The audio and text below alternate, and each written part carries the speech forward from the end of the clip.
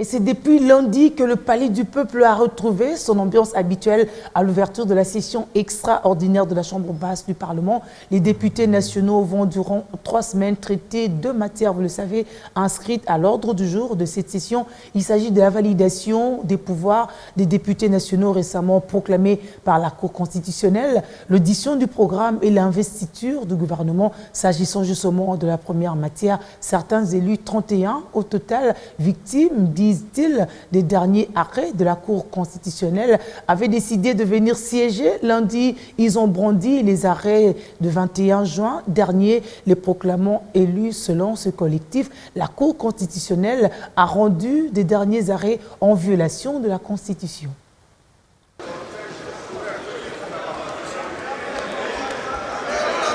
La dernière fois que cette salle a vu ses occupants était le 15 juin dernier, date de la clôture de la session de mars 2019. Et ce 19 août, les députés nationaux ont retrouvé la salle de congrès du Palais du Peuple pour l'ouverture de la session extraordinaire. Une session convoquée entre autres sur demande du président de la République qui tient à voir le prochain gouvernement investi avant la prochaine session de septembre. La convocation de la présente session a été justifiée par la nécessité de permettre à notre Chambre de procéder d'une part à la validation des pouvoirs des députés nationaux et d'autre part à l'audition du programme du gouvernement suivi de son investiture. Chers collègues, comme j'ai eu à l'annoncer dans mon discours de clôture de la session ordinaire de mars 2019, la présente session va procéder à la validation des pouvoirs des suppléants des 14 députés nationaux ayant opté pour des fonctions incompatibles avec le mandat de député national, ainsi que celles des députés nationaux proclamés élus par la Cour constitutionnelle sous l'arrêt RCE 168/DN du 4 juillet 2019.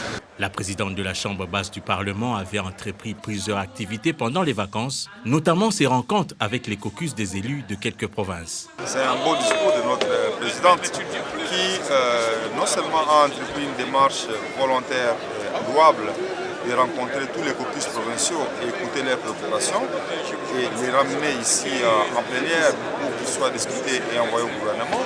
Parmi les publics ce lundi, les 31 députés nationaux invalidés par le dernier arrêt de la Cour constitutionnelle datant du 4 juillet dernier. Dans son speech, Janine Mabunda a plutôt évoqué la validation des pouvoirs des élus proclamés par la Haute Cour dans son arrêt du 4 juillet dernier. Des propos qui ne dérangent pourtant pas ce groupe de 31.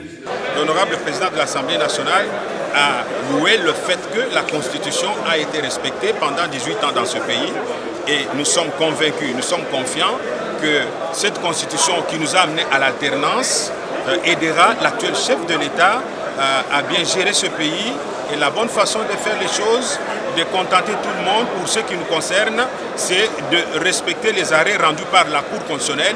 Les arrêts que vous avez vus nos électeurs brandir derrière nous, ce sont les arrêts rendus en premier et dernier ressort en rapport avec l'article 168 de la Constitution et personne n'a le droit de les violer. Une commission sera mise en place lors de la prochaine plénière pour examiner les dossiers des députés récemment proclamés par la Haute Cour.